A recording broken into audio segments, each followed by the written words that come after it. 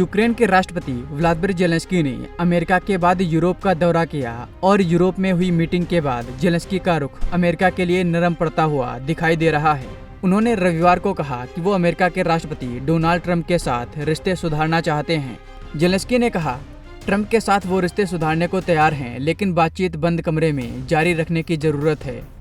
अगर सुरक्षा गारंटी मिलती है और यूक्रेन को नाटो की सदस्यता मिल जाती है तो वो यूक्रेन के राष्ट्रपति का पद छोड़ने के लिए भी तैयार हैं। उन्होंने ये साफ कर दिया कि यूक्रेन रूस के साथ शांति समझौते में अपना इलाका बिल्कुल नहीं छोड़ेगा।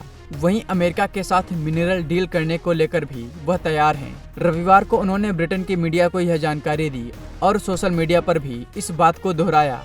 जेलेंस्की ने सोशल मीडिया प्लेटफॉर्म एक्स पर लिखा, हम खनिज समझौते पर हस्ताक्षर करने के लिए तैयार हैं और यह सुरक्षा गारंटी की दिशा में पहला कदम होगा। हालांकि यह पर्याप्त नहीं है और हमें इससे कहीं अधिक की आवश्यकता है। सुरक्षा गारंटी के बिना युद्ध विराम यूक्रेन के लिए खतरनाक है।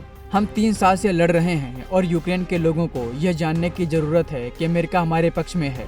बता दें कि शुक्रवार को यूक्रेन के राष्ट्रपति व्लादिमीर जेलेंस्की मिनरल डील के समझौते पर हस्ताक्षर करने के लिए व्हाइट हाउस पहुंचे थे। इस दौरान अमेरिकी राष्ट्रपति डोनाल्ड ट्रंप और जेलेंस्की के बीच तीखी बहस हो गई थी और ये सब मीडिया के सामने हुआ था। इस मामले पर फॉरेन एक्सपर्ट रविंदर सचदेवा ने बड़ी बात बोली है। आइए आपको सुनवाते हैं उन्होंने क्या कहा है। जब बड़े लीडर्स के बीच में जब मीटिंग होती है तो 80% 90% पहले होमवर्क हो जाता है उनके मिनिस्टर ऑफ फॉरेन अफेयर्स, दोनों देशों के bureaucrats, diplomats, national security advisers द्वारा। 2 लीडर्स तभी मिलते हैं जब सारा होमवर्क हो गया होता है, ताकि मोटी मोटी बातें होनी और हैंडशेक होना और स्माइल और पिक्चर हो।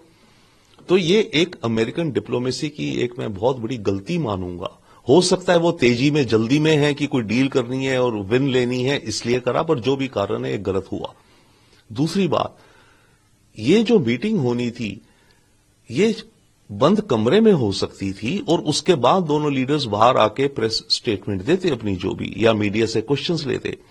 क्या जरूरत थी कि मीटिंग शुरू होने से पहले, जब आपको पता है कि जेलेंस्की के विचार कुछ अलग है, दुनिया की मीडिया के सामने आप बैठ करके बातें कर रहे हो और तू में आ गए।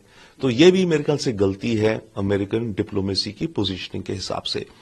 अब इन दोनों चीजों के अलावा यस, ये डील बनेगी, आने वाले वक्त में बनेगी।